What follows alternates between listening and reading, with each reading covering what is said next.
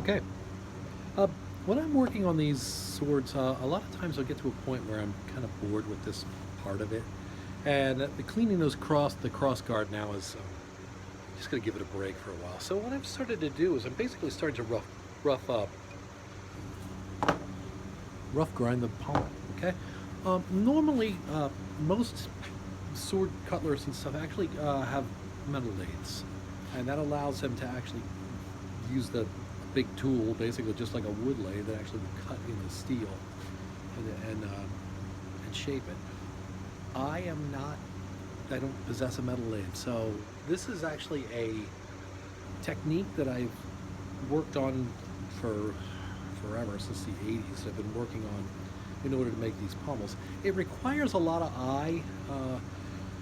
You gotta have a pretty good eye for it, but it's really a pretty simple in terms of process. So what I did is I started with my thing that I don't, already threaded rosin. Basically, I started and I put it onto the handle and tightened it down. And I made a Sharpie mark around the outside of this thing. One of the other things that really separates the professionals from people that don't know what they're doing with these is that the shoulder of this, the shoulder of the pommel should always be wider than the end of this. Okay, and if this is going to have leather, it's going to have wire on top of it and a Turk's head. Basically I've traced around it, and I'm going to basically grind down to almost the outside of that black line. Okay, see that? Now what I'm going to be doing, this is a pretty simple pommel. It's actually a flattened cylinder with facets, okay, with a pretty sharp angle to it. Well, I basically just took this piece up there and I basically made some marks on it to kind of give myself how deep I'm going to have to roughly grind around the hole. And I also drew a line that went all the way around it, showing where the base of the collar goes in. Okay.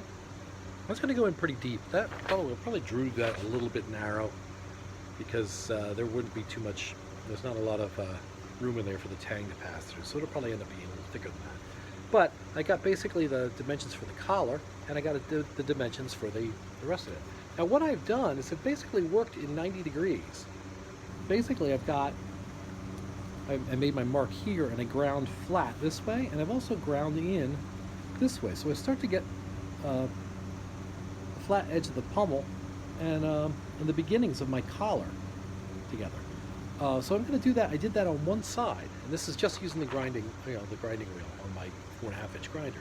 What I'm going to do next, this one's getting pretty close. I might go in a little bit deeper where my groove is there. Next thing I'm going to do is I'm going to rotate it 90 degrees in the vise. So I worked on it like this.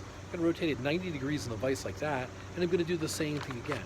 And I'm actually going to go around this on 4 sides. Okay, the actual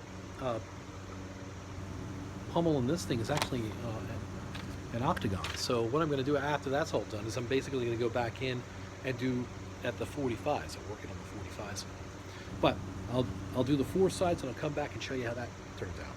Okay.